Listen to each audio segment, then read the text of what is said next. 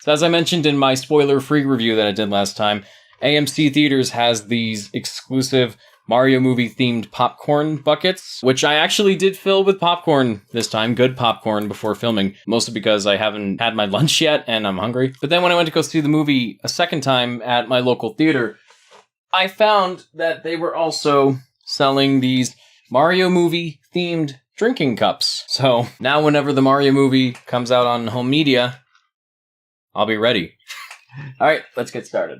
So as of the day I'm recording this, the Super Mario Bros. Movie has officially been in theaters for exactly 2 weeks. And since then, it's broken tons of box office records. And like I said before, I went to go see this movie again, this time taking my family with me, and it was a great time. So since I already did a first impressions spoiler-free video, this is going to be a completely spoiler-filled review. So I'm going to go into detail about things like the plot, cameos, and some Easter eggs. I'm not going to do like a full breakdown. That'll be for the future when it comes out on digital or something. But this video is basically going to be me talking about aspects of the film that I wasn't able to talk about in my first video. And obviously this is going to be filled with spoilers. So if you haven't seen the movie yet, for whatever reason, go see it, then come back here, and we'll have a blast. At least I hope you will.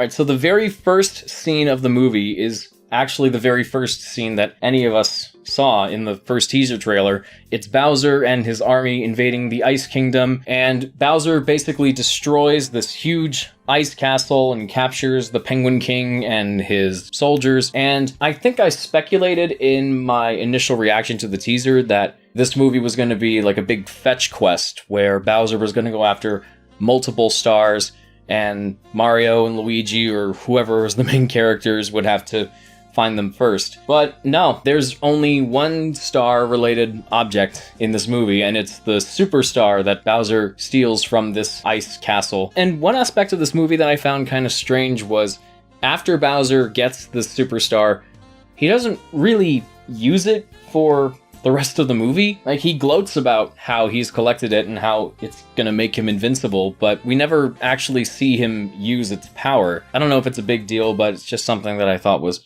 kind of peculiar. But then it cuts to the Super Mario Bros. Plumbing commercial, and I was surprised at just how much more to it there was than we initially thought. What I really love about that commercial in the context of the movie is how it provides kind of an in-universe explanation for certain aspects of Mario and Luigi's characters. Like their outfits with the different colored hats and the overalls and the white gloves. It's a trademark of their business. Like, it's something that they wear in the commercial is like something to make them stand out. And it's like a marketing gimmick, pretty much. They also deliver their lines in the same kind of stereotypical Italian accents that they have in the video games. So they use that as like another trademark of their business, which I thought was really clever. That actually leads me to one of the things I really wanted to talk about in my first impressions video, but I couldn't because it was kind of a spoiler. We see Mario and Luigi actually watching the commercial in the Punch-Out Pizzeria, and this is where we get one of Charles Martinet's first cameo roles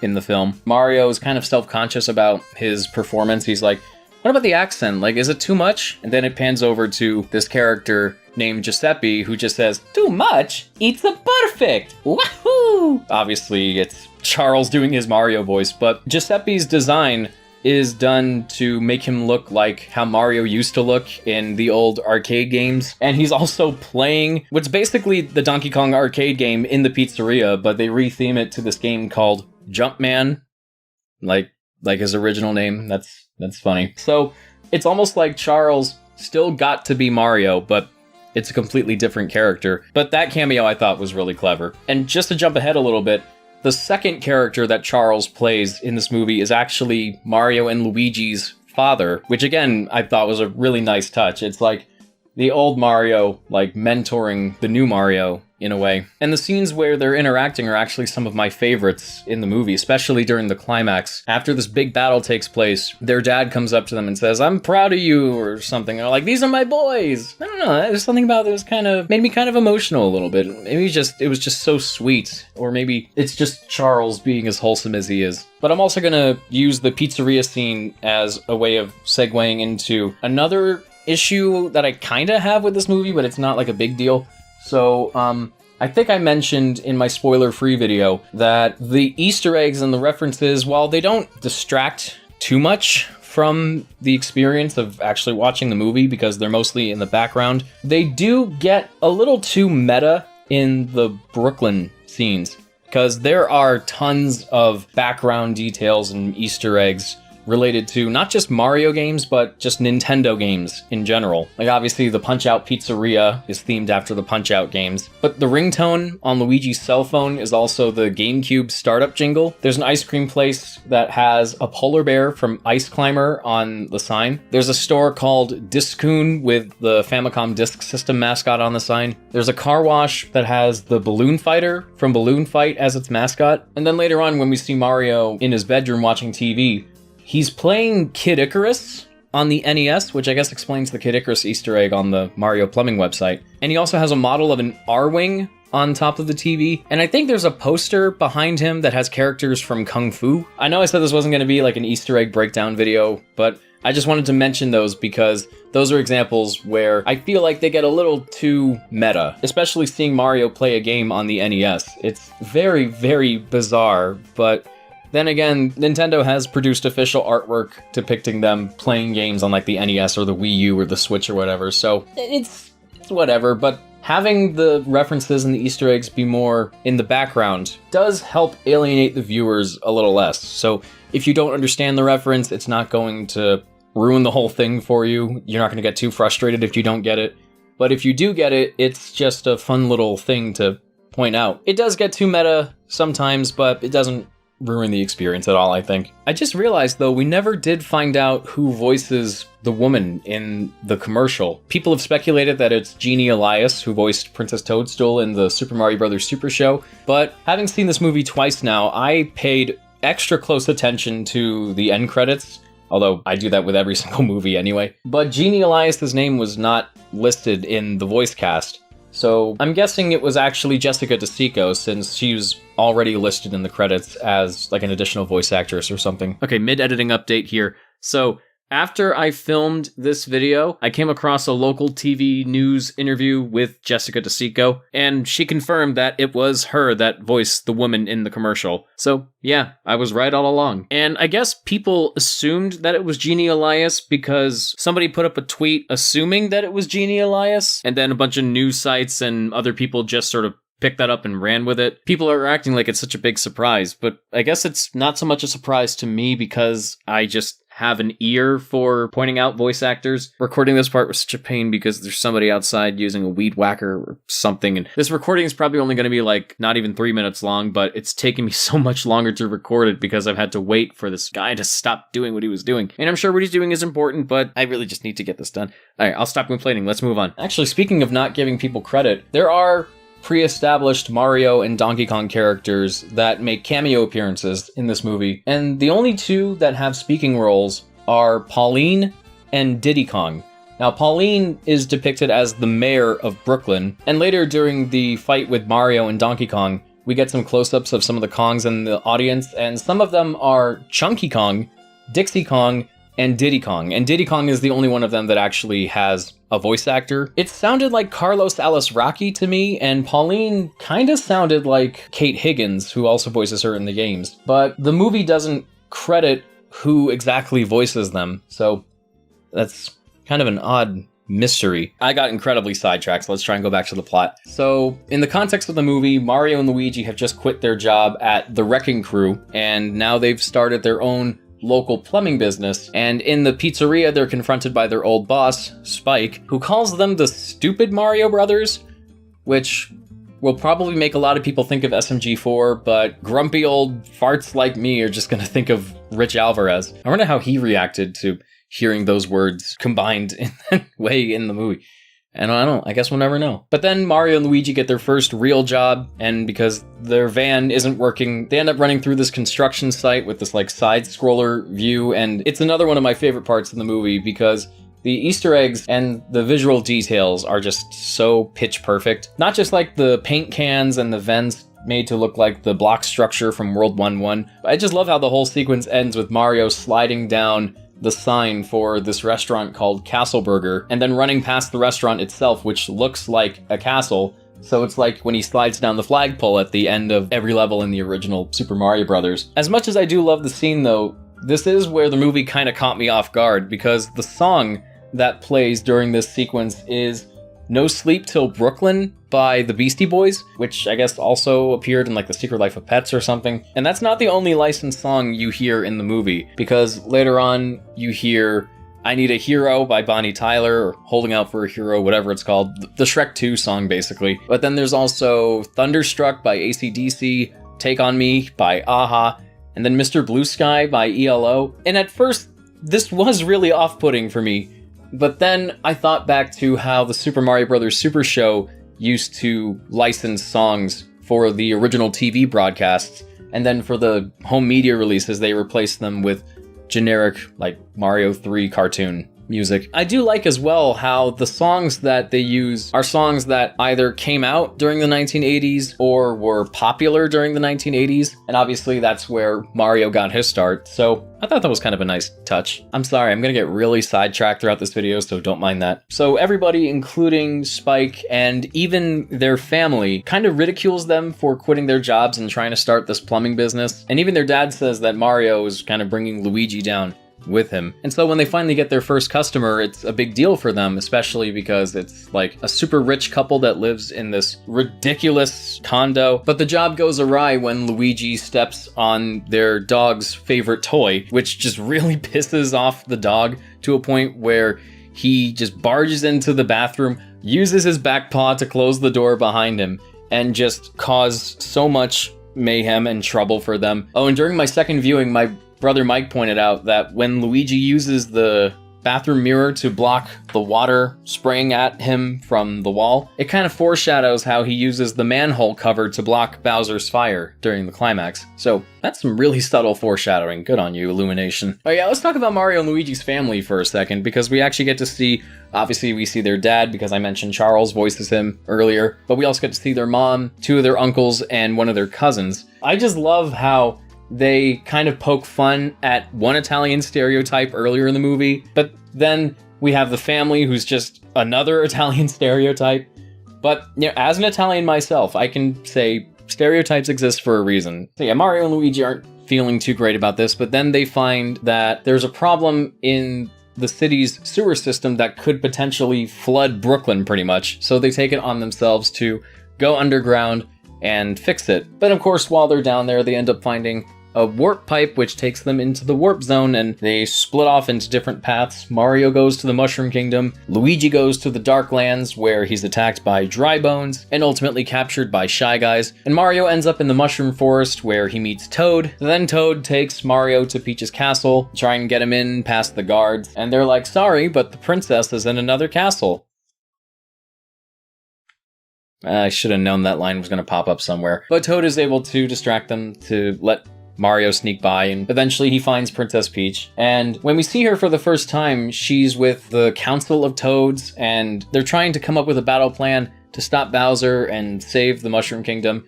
And Peach says she's going to travel to the Jungle Kingdom to speak with Cranky Kong, who is the king of the Kongs, King Kong, if you will. When Mario explains the situation to her, she's like, oh no, Luigi's in the Darklands, it's only a matter of time before Bowser catches him. But Mario's not having any of it, and he's just like, you're gonna help me find my brother. And that brings me back to what I was saying before in the spoiler-free video. I just really love how the relationship between Mario and Luigi acts as the emotional center of the story, even though Luigi doesn't really have a lot to do in this film. He just kind of sits around and waits for Mario to save him. I was really hoping they would give him some kind of B-plot where he would try to find a way out of Bowser's domain, reunite with Mario at some point, and then they would work together to stop him. Not that they don't have any sort of cool action sequences together at all, because the whole climax is that pretty much. Or at least the last portion of the climax, but I'll get to that when I get to that. But I think the fact that Luigi really is sort of sidelined and just kind of sits around, does nothing, I think that really is my biggest issue with the film. I think they should have given Luigi a lot more to do. I've completely warmed up to the fact that he is the one that has to be rescued, because it's not like Mario didn't have to rescue Luigi in the games at any point, because there's like 3D Land and Super Paper Mario, and it also does does make the stakes more personal for Mario. It does give him more of a legit reason to want to join Princess Peach in stopping Bowser, because his brother's in trouble and he needs to save him because he cares about him. And what I said in my spoiler-free video, when I said there was a scene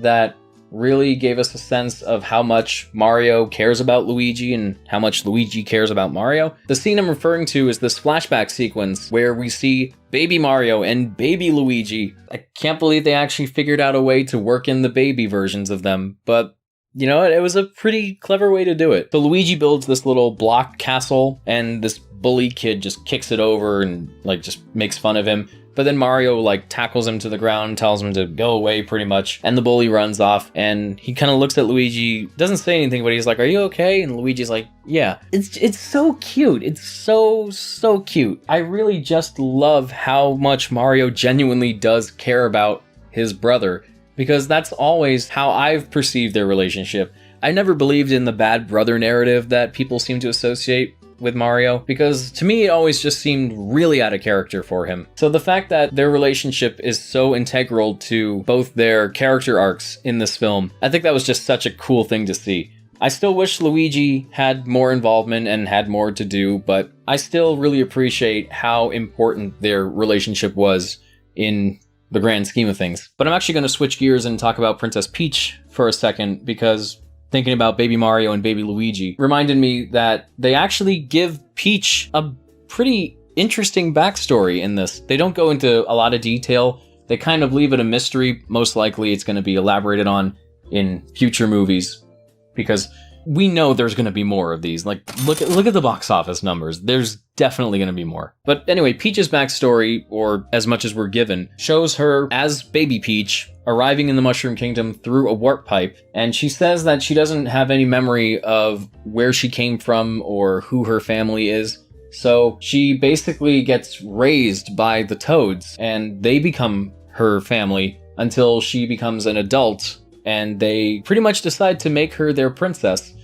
because queens just aren't allowed to be heroes in kids' movies, apparently. But yeah, they don't really elaborate on it any further, but the seeds have definitely been planted for Peach to be explored more in sequels. Because again, we know there are going to be sequels. Look at how much money this movie's making right now. And it made me realize that, yeah, we really don't know that much about Princess Peach. Obviously, the games don't really go into her life or her history. She had a father in some of the spin-off media, most prominently like the Nintendo comics system, like the Valiant comics, where her father is like a main character or a supporting character. But I don't think even the cartoons went into that much about her backstory. So seeing it explored in this movie even a little bit was still really cool. And I look forward to seeing how and if they elaborate on it more in the sequels. I said in my spoiler-free video that Peach didn't seem to have a whole lot of personality to me, but then somebody in the comments said that I seem to point out a lot of personality traits. When I saw this movie again, I reflected on that, and I think the problem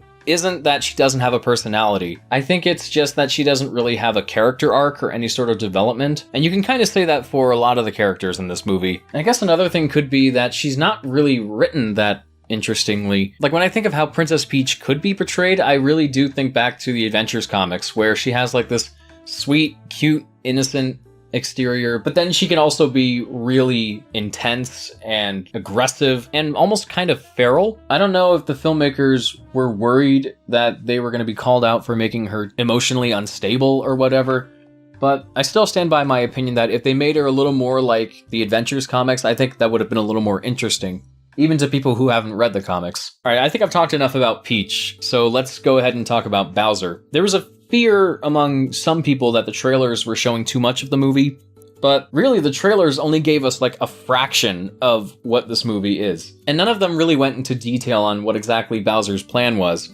Okay, so basically, Bowser's plan in this movie is to take over the Mushroom Kingdom and force Princess Peach to marry him in a quote-unquote fairy tale wedding and have her be his queen. So yes, we have another piece of Mario-related media where forced marriages are a major plot point. It's so funny to me how this keeps popping up, like... To be fair though, it does lead to some of Bowser's best moments in the entire movie, because the games have always hinted at Bowser having a crush on Peach, but In this movie, he is just a straight up Peach simp. Like, they do not hold back with Bowser in this movie when it comes to his feelings for Peach. And the one thing that makes that abundantly clear is the song Peaches. And it's this super cheesy, sappy, pathetic piano ballad that he sings in this movie, and it is unironically one of the best parts of the film. For the record, Jack Black didn't write the song by himself, but he did come up with the idea to give Bowser a love song, and I'm really glad that he did, because it is like both times that I saw this movie, that was the point where everybody in the whole theater was just hysterical. Even the police love this song. They're rushing to the theater to go see the movie again. There's another scene where he's actually practicing proposing to Peach, and he does it with Kamek, who dresses up as Peach, lipstick and all. And I can't help but wonder if that's like a reference to New Super Mario Bros. Wii, where he also dresses up as Peach to act as a red herring in the final boss stage. But then that leads to Bowser interrogating Luigi on where Mario is and if Peach likes him. And then he locks Luigi up in a cage with all these other prisoners, including the penguins, and also Lumily, who really might be the funniest character in the movie just because of this death wish that he has, which I guess makes sense, because when Lumas die, they turn into galaxies and planets and stars, and Lumily specifically doesn't just give you the one-up mushroom or life shroom, he actually turns into it. So the whole point of a Luma's existence is to eventually die and become something else. So maybe that's why they gave him such a death wish. I will say though, Lumily is one of those characters that I feel like was only really included for the sake of not only comic relief, but also just blatant fan service. Because people like me were speculating that with Lumily being in this movie, that must have meant that Rosalina was going to make some kind of appearance, or the movie would at least hint at Rosalina existing in the universe, and she does not make any sort of appearance in this movie. So the choice of Lumily being one of the prisoners in that sequence, I feel like they really only did that for the sake of appeasing the Galaxy fans or something. It really just, it's one of those things that just feels like nothing more than fan service. And I think I mentioned there were other characters that kind of fell under that same category. And I guess if I can talk about them now, the other two major characters from the games that make little cameos in the movie are King Babam and King Boo. But it's like the knockoff King Boo that's just like a giant Boo with a crown, not like the Luigi's Mansion version, like the real King Boo. And I won't lie, when I first saw them, I was like, hey, it's those guys. But it's weird how they just like throw in these major villain characters and just like do nothing with them. I guess King Babam to an extent is kind of important because there's a scene during the wedding, for the record, where his fuse is lit and he explodes. Some of the characters power down, like lose their power-ups. But seeing them there was really, really distracting. That's a particular instance where they just sort of take away attention from what's going on. Because if you're a Mario fan, you're going to be excited to see them, but if you have no idea who those characters are, they stand out so much from the rest of the attendance at the wedding. So you're just going to be like, who are those guys? Oh god, I told you I was going to get sidetracked. Now I have to go through my notes again and figure out where my place was. Okay, so Mario, Peach, and Toad eventually make it to the Jungle Kingdom to seek Cranky Kong's help. He and Mario make a deal where if Mario can defeat Donkey Kong in the Ring of Kong, or whatever, the Colosseum basically, then he'll supply them with his army. And this leads to the big fight sequence between Mario and Donkey Kong. And I unironically love the fact that they use the DK rap from Donkey Kong 64 as Donkey Kong's entrance music, like a professional wrestler. I just wish they gave Grant Kirkhope proper credit. They credited the writers of Fury Bowser's theme from 3D World, which is also in this movie. So why didn't they credit Grant Kirkhope for writing the DK rap? It's very weird. So Mario uses different power-ups to try and win against Donkey Kong. He first uses a mini mushroom, thinking it's a super mushroom. So instead of getting bigger, he gets smaller. And then Donkey Kong smacks him away, he hits a wall, and then he powers up back into regular Mario, which is not how it works in the games, but whatever, I'll just go with it. There's also a point where Mario tries to grab a fire flower, but then Donkey Kong like blows it out, which made me realize Mario does not use a fire flower at any point in this movie. So I guess that was like their way of teasing the audience. Like, oh, you're gonna see fire, Mario. Oh, never mind. But then Mario is able to defeat Donkey Kong by grabbing a Super Bell and becoming Cat Mario, which also gives him cat-like reflexes, so he's climbing around on the girders and doing flips and jumps and scratching at his face, and ultimately Mario wins. Great. So then Cranky Kong comes up with a plan that involves Mario, Peach, and the Kongs basically ambushing Bowser's fortress. And to get to them much easier and faster, they get into their carts and drive on the Rainbow Road. So the Rainbow Road sequence, to my surprise, wasn't actually a race. It's more like a means to an end, which makes a lot more sense because why would you follow up a fight between Mario and Donkey Kong with a big race? Especially with how the story is laid out, because it would have been extremely repetitive if they gave us one competition followed by another competition. And you could say the Rainbow Road sequence is another example of blatant fan service or pandering, but honestly, I thought that they worked it in a very natural and organic way. In fact, I can pretty much say that for the entire movie. Like, obviously, there are references and Easter eggs and cameos that are kind of distracting, but the way the story is laid out, the way it goes from beginning to middle to end, it actually flows really well. One minor complaint, though, that I've noticed people have been throwing around is that it's incredibly fast-paced. And yeah, it does feel like it goes by really quickly. It doesn't take us too long to get from one scene to the next scene and then to the next scene. And it doesn't really bother me personally because it just reminded me of how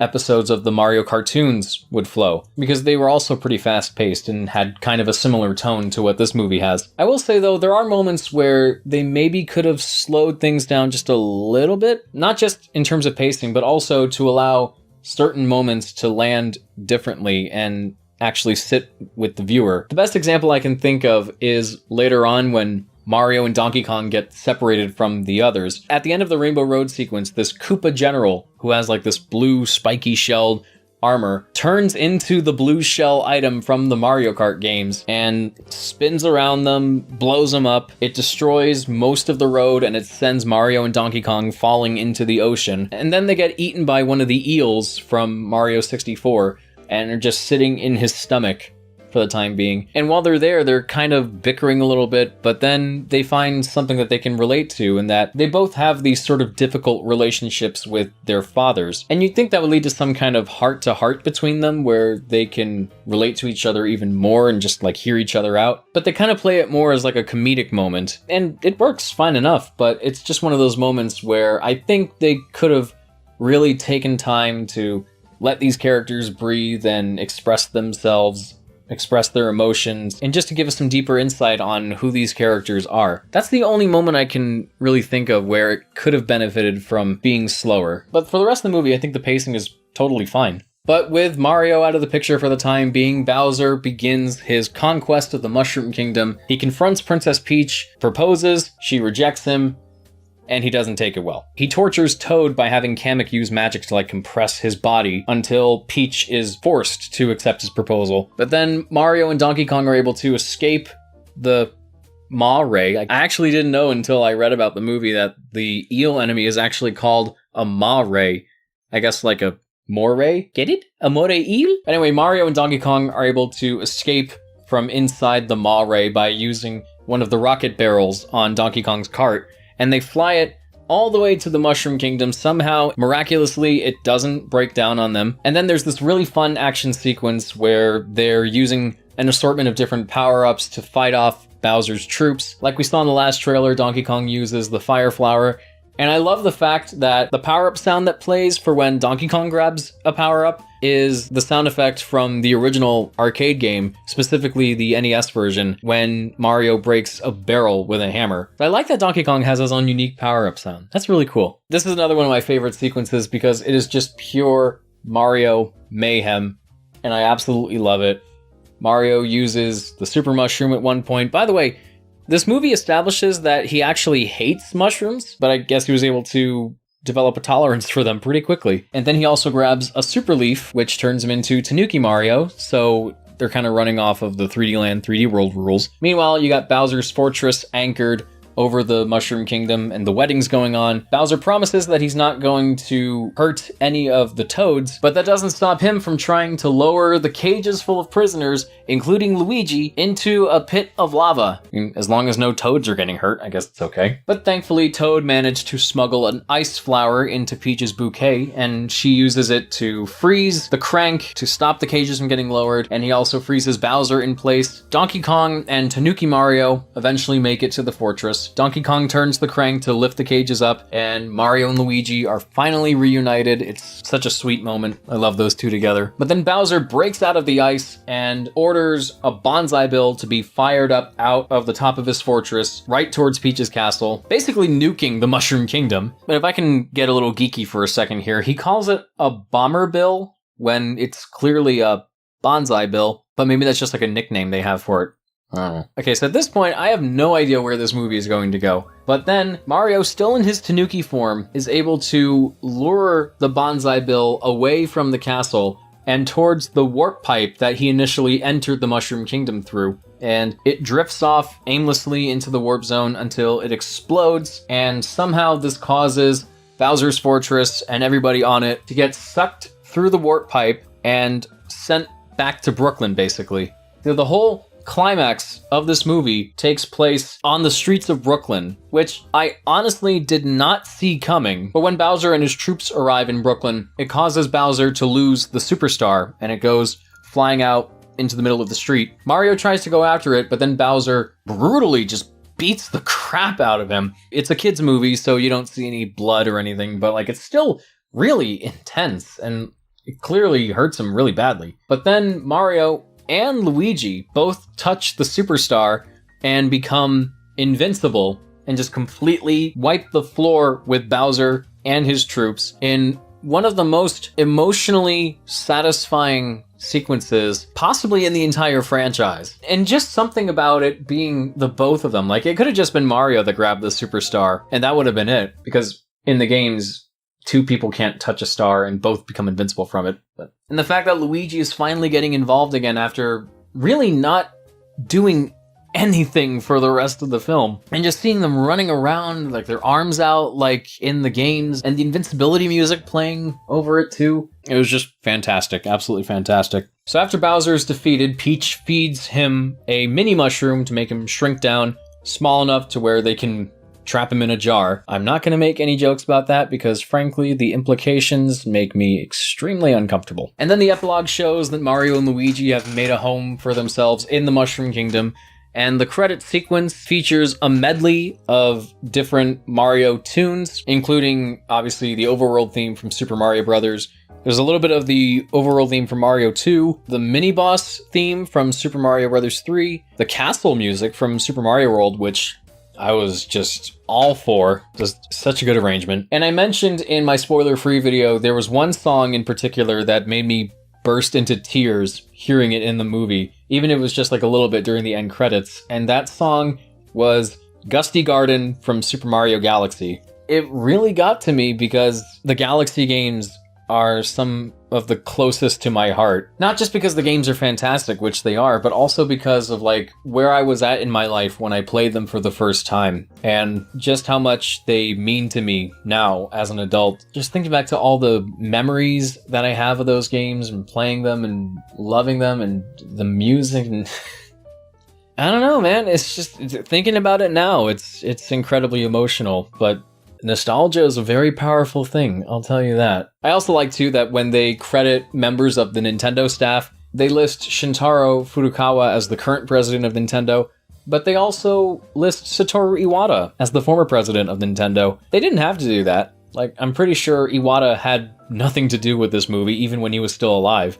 Maybe there were discussions about it, but they didn't have to acknowledge him, but I really admire the fact that they did. And then there is the post-credits scene, which I think I said would either get people really excited or extremely disappointed. We go back to the sewers of Brooklyn, where Mario and Luigi were earlier in the film. The camera swoops around until it focuses on this green Yoshi egg, and then the egg starts hatching before it cuts to black, and then we hear Yoshi's voice. So they just straight up pulled a Godzilla 98 I can imagine people are going to be disappointed by that sequence because they already show a bunch of Yoshis earlier on in the film. But if you look back at that scene, and I even pointed this out in one of my breakdown videos, there are no green Yoshis among them. So there's pink Yoshis, there are black Yoshis, blue Yoshis, yellow Yoshis, basically every possible color of Yoshis except green. So yeah, that's kind of interesting looking back. And the fact that we have a Yoshi hatching in Brooklyn really makes me wonder what the sequel is going to be like, and just how big of a role Yoshi is going to play in the sequel. Because, again, there's definitely going to be a sequel. But yeah, I understand this wasn't really so much a review as it was like just talking about things that happened in the movie with little bits of critique in there. But after seeing this movie again, I can definitely say it's not perfect. It is very light on story, and it does have little character development, and sometimes it is a little too fast-paced, and sometimes the fan service does kind of get a little distracting and intrusive. But pushing aside my Mario fandom for a second, I just really had a good time watching this movie. I definitely enjoyed it more the second time because it was more of like a family thing. Saw it with my parents, my sister, my nephew, and keep in mind, everything that they know about the Mario games pretty much comes entirely from me. I exposed my nephew to Mario games, and now he's playing them on his Switch. My sister plays The Sims and Minecraft, but not really much else, and my parents are really not gamers at all. My dad played Frogger when it was in the arcade, but that's pretty much it. But when the movie was finished and we all walked out of the theater, we felt so much happier than we did going into the theater. Every single one of us just had such a great time watching it. It meant a lot to me, especially because now that my siblings and I are all adults with our own stuff going on, we don't really get to spend time together as much. So it's much more special when we do get to have those moments. And to experience something like this as a family, it's really difficult to put to words, but if you know, you know. The Super Mario Bros. Movie really seems to have the same level of appeal as something like the classic Disney films like Snow White and Pinocchio and Peter Pan, because those kind of movies seem to prioritize emotion over logic. Because when you think about it, those movies don't really make a lot of sense, but for all the jumps in logic and all the plot holes that they might have, when you watch them, you don't really think about it because you just get so invested in the characters and how they interact. And the reason why those movies are still considered classics is because of the emotional investment. Even something like Robin Hood, which, like the Mario movie, is also incredibly light on storytelling and character development, but the characters are just so charming. To the viewer, it doesn't matter what's going on or how much the story is derailing, because they just really love the characters. And the Super Mario Bros. Movie, I think, works in a very similar way. And if the reactions from my family are anything to go by, you don't really need to know that much about the Mario games to still thoroughly enjoy this film. I mean, I still love movies like The Prince of Egypt, or Kubo and the Two Strings, or Spirited Away, or the Lego Movie, or obviously Into the Spider-Verse, because they are deep, complex, thought-provoking, and very smart in terms of the storytelling, the character development, and the writing as a whole. But there's definitely still a place for movies that really just want to do everything in their power to make the audience feel good, and just give them a really fun and enjoyable experience. I think I might have also had an epiphany when I went to see this movie, because what I just said has pretty much been entirely what Illumination has been doing for the past, 13 years or something. And the people that are definitely going to dislike this are the ones that are just super cynical to a point where they just won't let any video game adaptation or Illumination film impress them, no matter how good it is. And I realized I might have let my own cynicism kind of affect my opinions toward Illumination's work, at least with more innocent stuff like Sing or Secret Life of Pets or whatever, because Lorax, Grinch, nah, still stinkers. I have no idea how long I've been recording for. It's most likely been over an hour, and this video is probably going to be very long, but I just realized now there are still aspects to this movie that I have yet to talk about. I didn't even go into detail about the music, for one thing. So I think what I'm going to do, I already said I was going to do a separate video talking about all the Easter eggs and references, and like a breakdown video, sort of.